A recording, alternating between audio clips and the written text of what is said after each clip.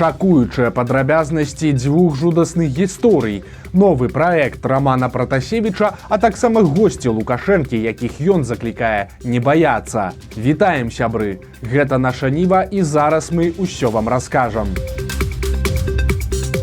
Сталі вядомыя падрабязнасці адразу дзвюх страшных гісторый, і ў абедзвюх маладыя маці забілі сваіх жа дзяцей. Першы выпадак адбыўся ў Оршы. 14 лютага там знайшлі мёртвыя целы 4 малых дзяцей і затрымалі іх маці. Жанчыну завуць Ірына Куранкова, ёй 36 гадоў, яна працуе рабочай. Агулам у Ірыны было 6 дзяцей ад розных мужчын, 4 дачкі і 2 сыны. Апошні яе муж, які працаваў зваршчыкам, меў вялікія праблемы з алкаголем. Праз гэта цяпер ён знаходзіцца на ЛТП. Сям'я жыла вельмі бедна. Не было нават пральнай машыны. Таксама суседзі казалі журналістам медыязоны, што муж падымаў руку на Ірыну. Яе часта бачылі з сінякамі. Сацыяльныя службы былі ў курсе праблем. Раней у дачыненні да гэтай сям'і аж тройчы праводзіліся спецыяльныя расследаванні, і апошні раз зусім нядаўна, у студзені гэтага года.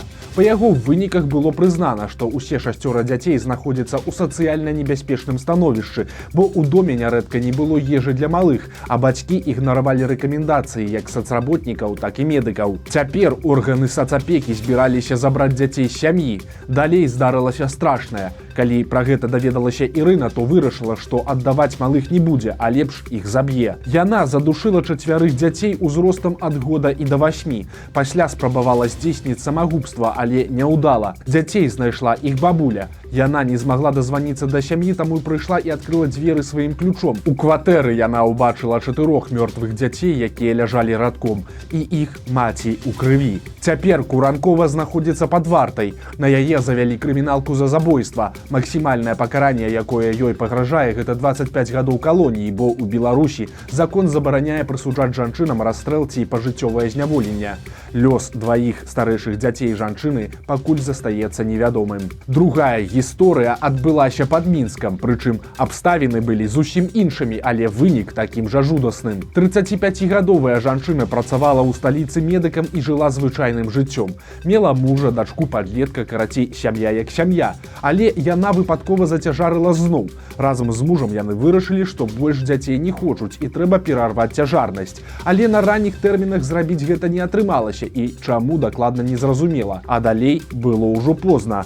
Муж абяцаў, што дапаможа неяк вырашыць пытанне, але ж нічога не зрабіў. Прычым пра цяжарнасць жанчыны ніхто не ведаў, акрамя яе мужа. Усім астатнім яна казала, што проста набрала вагу, і калі прыйшоў час нараджаць, жанчына ўзяла на працы адпачынак і паехала ў вёску да сваіх бацькоў. Уначы ў яе пачаліся роды. Жанчына пазваніла мужу, які застаўся ў Мінску, але той паклаў слухаўку, а затым адключыў тэлефон і знік. Як высветліцца пазней аж на некалькі дзён.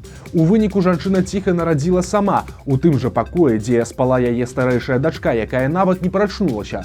Нованароджанага хлопчыка маці тут жа забіла і схавала пад ложак, але ж адразу яна зразумела, што яшчэ не ўсё, і ўнутры яе ёсць яшчэ другі плод. Аказалася, што жанчына насіла двойню. Гэтае дзіця так і не з'явілася на свет. Тады жанчына проста лягла ў ложак, а раніцай сказала сваім бацькам і дачцэ, што захварэла. Толькі праз 12 гадзін, калі ёй стала зусім кепска, жанчына папрасіла выклікаць хуткую. Дактары убачылі страшную карціну і пазванілі ў міліцыю. Калі урачы дасталі другое дзіця, было ўжо позна. Яно загінула. Ледзь не памерла і сама жанчына. Яна правяла некалькі дзён у рэанімацыі. Цяпер па справе пачаўся суд. Жанчыне таксама пагражае максімальнае пакаранне 25 гадоў калоніі. Сістэма Лукашэнкі жорстка карае сваіх былых. Сёння вынеслі прысуды па справе Байпол. Абвінавачаныя былыя сілавікі, якія з'ехалі з Беларусі і выступілі супраць рэжыму Лукашэнкі. Судзілі іх завочна і па цэлым букеце артыкулаў ад тэрарызма да спробы захапіць уладу. Найбольшы тэрмін прызначылі Аляксандру Азараву – 25 гадоў. Па 12 гадоў далі Мацвею Купрэйчуку, Уладзіміру Жыхару і Ігару Лобану. Андрэю Астаповічу далі 11 гадоў. Таксама усім выпісалі дзікія сумы кампенсацыі агулам на 1 200 000 рублёў альбо 380 000 даляраў. Далей улады хутчэй за ўсё канфіскуюць маёмасць асуджаных, якая засталася ў Беларусі, а гэта кватэры, машыны і гэтак далей, а таксама могуць адабраць у былых сілавікоў і беларускае грамадзянства. Апошнім законам лукашэнкаўцы далі самі сабе такія паўнамоцтвы. І яшчэ адзін суд. Цяпер па таямнічай справе. У Мінску пачынаецца працэс над падпалкоўнікам узброеных сіл Беларусі Антонам Чарамных, якога больш за год трымаюць пад вартай. Чарамных быў вайсковым ідэолагам, але ж знаёмыя адгукаюцца пра яго станоўча. Маўляў, адэкватны, культурны чалавек і афіцэр з маральнымі і чалавечымі прынцыпамі. Таксама была інфармацыя, што Антон Чарамных у 2020 годзе падпісваўся за альтэрнатыўнага кандыдата на пасаду прэзідэнта, а пасля 2022 года не хаваў, што не падтрымлівае вайны, якую пачала Расія супраць Украіны, і ўвогуле прыняў гэта вельмі блізка да сэрца. Але ж усе дэталі справы падпалкоўніка застаюцца сакрэтам. Суд таксама закрыты. Вядома толькі, што Чарамных вінавацяць у здрадзе дзяржаве і распальванні варожасці. Гэта значыць, што былому вайсковаму ідэолагу пагражае да 20 гадоў калоніі. Роман Пратасевіч выйшаў на публіку. Ён завёў свой YouTube-канал і правёў першы стрым, дзе адказваў на пытанні гледачоў. І вось чаго ён там нагаварыў. Па словах Пратасевіча, пакуль што ён нічым не займаецца і жыве за кошт жонкі, якая мае і працу, і падпрацоўку. Дарэчы, паказаць сваю каханую і расказаць пра іх знаёмства і вяселле Роман абяцаў у наступных стрымах. Пратасевіч запэўніў, што цяпер ён ужо зусім іншы чалавек, які не цікавіцца палітыкай і не чытае навін, а глядзіць бітву экстрасэнсаў і захапляецца раскладамі карт Таро, і нават мае сваю калоду. Увогуле было заўважна, што Пратасевічу не вельмі хочацца гаварыць і пра пасадку самалёта, і пра тое, што ён сваімі паказаннямі падставіў многіх людзей. Ён папляжыў былых калег і з палітыкі, і з незалежных медыа, а таксама заявіў, што не адчувае ні ў чым сваёй віны, і сказаў, што на затрыманні і рэпрэсіі усім беларусам даўно ўжо пляваць. Пакуль што гэты праект рамана не выклікаў асаблівай цікавасці ў гледачоў. За суткі яго паглядзела трохі больш за 1000 чалавек. Кепскія навіны пра палітвязняў. Сёння роўна год, як няма ніякіх звестак ад Марыі Каляснікавай. 15 лютага 23 года ад яе прыйшоў апошні ліст сваякам.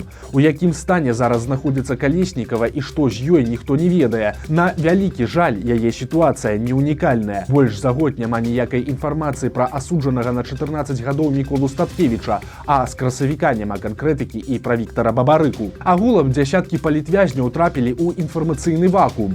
Лукашэнкаўцы пазбаўляюць іх перапіскі, пра стан сваіх блізкіх не ведаюць нават родныя. А гэты стан часам вельмі дрэнны. Выданне «Позірк» паведаміла, што палітвязень Сцяпан Латыпаў за кратамі перахварэў на цынгу. Гэта хвароба, якая пачынаецца ад недахопу вітаміна С. Пачынаюцца праблемы з сасудамі і суставамі, крывавяць дзёсны і нават выпадаюць зубы. Па інфармацыі выдання, Латыпаву не перадаюць лекі і не аказваюць патрэбную медыцынскую дапамогу. Тут нагадаем, што Сцяпан Латыпаў – арбарыст, вядомы абаронца мінскай плошчы Перамен, якога асудзілі на 8,5 гадоў. Яшчэ падчас следства Сцяпана катавалі ў СІЗА, адпраўлялі ў так званую прэс-камеру і пагражалі пасадзіць яго блізкіх. У знак пратэсту Латыпаў здзейсніў спробу самагубства проста падчас суда. Тым часам Лукашенка сёння атрымаў даверчыя граматы ад замежных паслоў. Граматы ўручалі прадстаўнікі Гвінеі, Кыргызстана, Непала, Азербайджана, Узбекістана, Амана, Японіі і Турцыі. Ён нагаварыў гасцям пра год якасці ў Беларусі, анансаваў мадэрнізацыю прадпрыемстваў і пасля традыцыйна падняў келіх шампанскага. А пасла Японіі Лукашенка заклікаў не баяцца. Что касается Японии, давайте сотрудничать. Что вы остерегаете все? Давайте будем по тем направлениям сотрудничать, где мы можем. Но если вы, в общем-то, хотите и можете с нами сотрудничать, ну что тут опасаться? У нас есть совместные темы, вы высокотехнологичная страна, приходите к нам. Для Японии двери открыты. Праўда, калі японскі пасол уважліва чытае беларускія навіны, то насцярожанасць не дзіўная. І мы тут нават не пра вайну, а якраз такі пра якасць і эканоміку. Літаральна сёння стала вядома пра чарговы красамоўны прыклад лукашэнкаўскага кіравання прадпрыемствамі і мадэрнізацыі. У баранавіцкае баваўнянае аб'яднанне ўлады пастаянна ўлівалі шалёныя грошы, каб выратаваць яго ад банкрутства.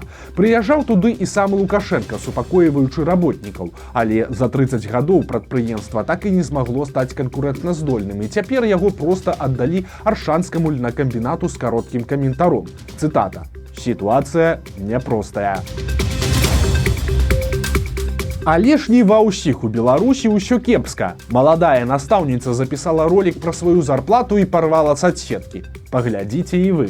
Учителя получают копии. Всем привет, меня зовут Настя, и я учитель начальных классов. У меня уже есть похожие видео на канале, но все равно продолжают спрашивать, сколько я получаю. Поэтому сегодня у меня есть для вас новая информация. Все хотя бы раз слышали от кого-нибудь фразу «учителя получают копейки» или что-то в этом роде. И даже я, когда говорила своим знакомым про выбор профессии, слышала такие слова. А сейчас сидят эти знакомые где-нибудь в офисе и получают, дай бог, хотя бы 1000 рублей. Это в лучшем случае. За январь, где было много выходных, я получила 1600 рублей. У меня аж самой глаза на лоб полезли. Разумеется, не во всех школах и не у всех учителей такая зарплата. Это зависит от многих факторов. Просто я хочу сказать, чтобы не обвиняли эту профессию в маленькой зарплате, потому что для Беларуси эта зарплата далеко не маленькая. А если еще вспомнить то, что мне 19 лет, эту зарплату я получаю не в столице, нахожусь на отработке, у меня нет категории, я пришла после колледжа и не получаю высшее образование, ценность возрастает. Не правда ли?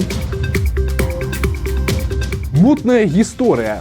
КДБ і прапаганда хваляцца чарговымі масавымі затрыманнямі. Па афіцыйнай версіі яны схапілі як мінімум 14 чалавек, якія слухалі лекцыі для кадравага рэзерву Новай Беларусі. Гэты кадравы рэзерв – ініцыятыва кабінета Ціханаўскай. Адукацыйны курс, куды можа падаць заяўку любы жадаючы і затым глядзець лекцыі па дзяржаўным кіраванні. Цяпер прапагандыст Ігар Тур хваліцца, што ён быў адным з удзельнікаў гэтых курсаў цэлы год, а пасля здаў усіх сілавікам. Па АНТ нават паказалі кадры затрыманымі. Праўда, пакуль не зразумела, ці сапраўды яны мелі нейкае дачыненне да ініцыятывы. Прадстаўнік кадравага рэзерву Губарэвіч тлумачыць, што атрымаць спіс удзельнікаў сілавікі не маглі, але па яго словах нядаўна з'явіўся фэйкавы тэлеграм-канал пад той жа назвай, і магчыма, людзі проста павяліся і пакінулі там свае звесткі. Але ж цяпер у затрыманых вялікія праблемы. Сілавікі ўжо хваляцца, што завялі крыміналку за ўдзел у экстрэмісцкім фарміраванні, а гэта да 6 гадоў калоніі.